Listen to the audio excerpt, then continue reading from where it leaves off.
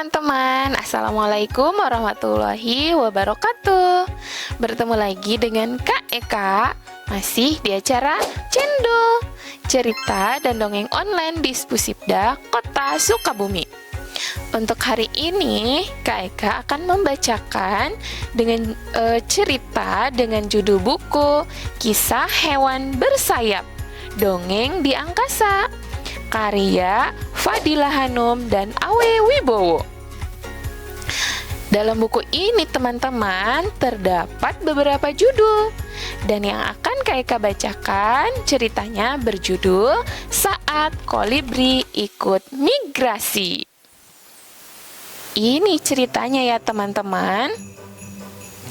Kolbi adalah seekor anak burung kolibri. Ibunya sedang bersiap untuk migrasi. Teman-teman tahu burung kolibri? Burung kolibri itu adalah burung terkecil di dunia.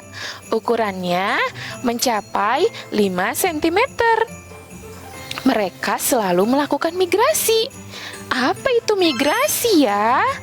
Migrasi adalah pindah dari suatu tempat ke tempat lainnya.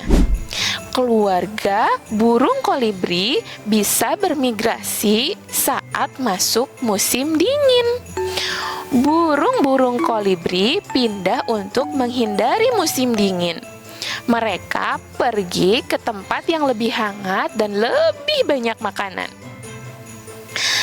Apakah suatu hari kita akan kembali ke sarang ini, Bu? Tanya Kolbi sebelum berangkat untuk bermigrasi. Semoga suatu hari kita bisa kembali ya sayang.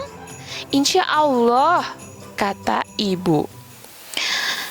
Assalamualaikum Kolbi, seru Ebi, sahabat Kolbi. Waalaikumsalam Ebi. Kau semangat sekali pagi ini, jawab Kolbi.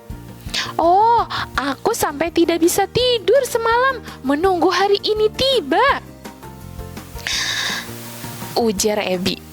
Yuk, sekarang kita gabung, sepertinya sudah waktunya berangkat, ajak Kolbi dan Ebi. Mereka lalu masuk ke barisan. Ayo, ayo, segera berbaris, kata ibunya. Sudah waktunya berangkat. Ingat ya anak-anak, apapun yang terjadi, kau dan Ebi harus selalu berada dalam barisan, ujar ibu lagi. Kolbi dan Ebi mengangguk saja, meskipun tidak sepenuhnya mereka mengerti. Perjalanan migrasi burung kolibri dimulai. Pak Olip yang menjadi pemimpin perjalanan memberi aba-aba. Semua orang tua harus fokus, terutama untuk mengawasi anak-anak muda yang baru pertama kali ikut migrasi seperti Kolbi dan Ebi. Ibu, mengapa kita harus terbang seperti ini? Tanya Kolbi tidak mengerti. Selama hampir 2 jam mereka terbang, barisan yang mereka bentuk selalu seperti huruf V. Ini namanya formasi V, Kolbi, jawab ibu tanpa menengok. Ibu tetap fokus menatap ke depan. Formasi V? Tanya Kolbi dan Ebi hampir bersamaan. Ebi juga mendengar percakapan mereka rupanya. Mereka berpandangan masih belum mengerti. Formasi V itu barisan yang membentuk huruf V saat rombongan burung terbang dalam waktu yang lama, agar saat terbang kita bisa menghemat tenaga. Tekanan angin yang kuat bisa kita hadapi bersama, jelas ibu kemudian. Namun Kolbi dan Ebi masih tidak mengerti. Maksudnya, Bu? Suatu saat kalian pasti mengerti apa yang disebut dengan formasi V. Tetap berada dalam barisan ya, ujar ibu. Selama 3 jam, Colby dan Abby merasa bosan. Tidak bisakah kita berganti dulu, Bu? Kita berhenti sebentar, pinta Colby. Sebentar lagi, sayang, jawab ibu. Colby melirik ke arah Abby, memberi kode.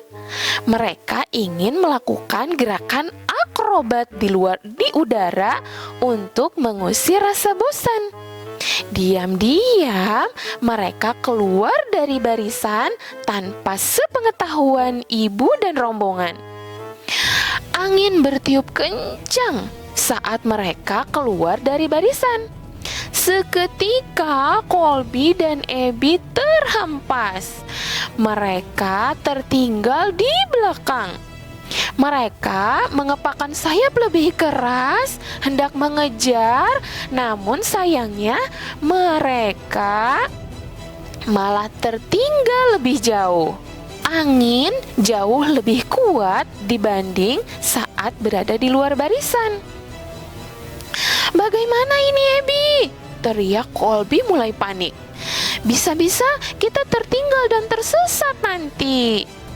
Wajah Abby tak kalah pucat. Berulang kali dia meneguk ludah. Sementara itu, rombongan terlihat sangat kecil, lalu menghilang dari pandangan mereka. "Ibu!" teriak Colby panik. Abby bahkan mulai menangis. Saat mereka hampir putus asa, terdengar suara memanggil, "Colby! Abby!"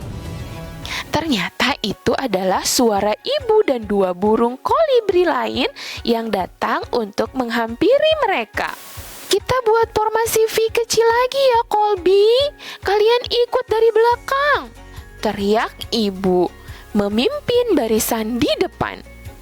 Tak berapa lama, mereka pun bisa kembali ke dalam barisan dan rombongan. Colby dan Abby sangat lega. "Maafkan aku ya, Bu ya. Seharusnya aku mendengarkan Ibu," pinta Colby menyesal. "Ibu maafkan sayang, lain kali dengarkan perkataan Ibu ya," jawab ibu sambil tersenyum.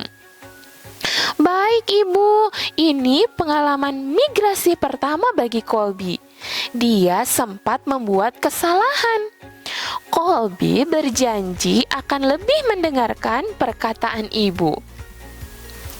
Tampak dari kejauhan lembah, landai nan jauh ada di hadapan mereka. "Sebentar lagi kita sampai sayang," ujar ibu. Colby tersenyum lebar.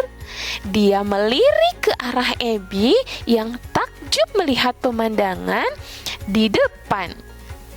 "Migrasi yang menyenangkan," kata Colby dan Abby. "Alhamdulillah, kita bisa mendarat." Nah, itu dia teman-teman pengalaman Abby dan Colby saat migrasi untuk yang pertama kali. Akan tetapi, karena Colby tidak mengikuti nasihat ibu, hampir saja mereka celaka dan tertinggal. Oleh karena itu, kita harus mengikuti nasihat orang tua, harus menghormati orang tua, apalagi kalau itu adalah untuk kebaikan kita sendiri. Rasulullah sudah menasehati kita dalam hadisnya yang berbunyi, "Ridho Allah terdapat pada ridho orang tua, dan murka Allah terdapat pada murka orang tua. Maka berbuat baiklah dan hormati orang tua." Terima kasih sudah mendengarkan cerita KK kali ini. Tapi sebelumnya jangan lupa like and share dulu ya. Sampai bertemu di episode channel berikutnya. Dadah. Assalamualaikum.